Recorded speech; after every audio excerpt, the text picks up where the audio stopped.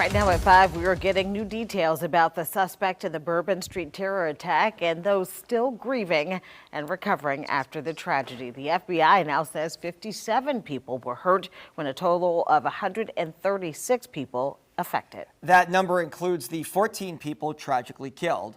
We also learned from the FBI that the suspect's online history included looking up how to access a balcony in New Orleans, things about Mardi Gras, and previous shootings across the city. This as we also learn about a November visit to the city. WDSU reporter Ariel Brumfield joins us live and walks you through all of this new information.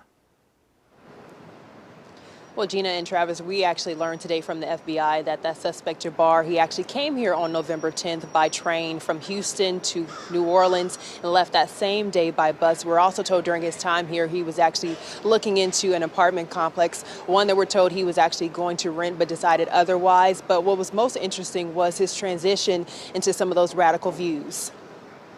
So we're not going to allow these killers to divide us. We are united in the city, united everywhere. Nabil Abakadar, principal of the Muslim Academy, says unity should be the forefront of the narrative following that New Year's Day terror attack.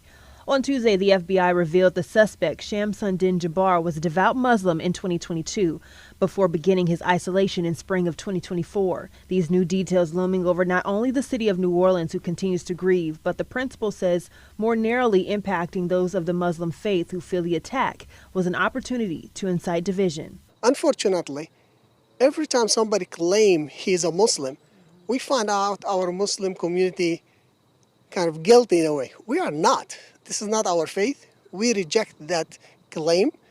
We reject this ideology, the sick mentality of this individual. The FBI says in spring of 2024, Jabbar started to have more extreme views following his isolation period. What we don't pay attention to when people isolate themselves and they become a target for whatever group that want to use them as a tool.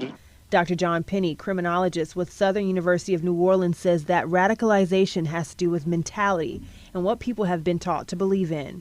A human mind can be poisoned to the point where they believe that there are certain things that they can do and get away with, and they have a right to do it. They have an obligation to do it. Penny says it's also one of the reasons people misuse and misinterpret religion when committing heinous acts. We are almost 2 billion Muslims. It's not a small number. So you're going to have some crazy individuals here and there, no doubt about it, unfortunately. And we are against those individuals. And the FBI is asking anyone who may have come in contact with Jabbar the day of that attack or prior to reach out to them if they have any helpful information. Reporting here on Bourbon and Canal, I'm Ariel Brumfield, WDSU News. For more information on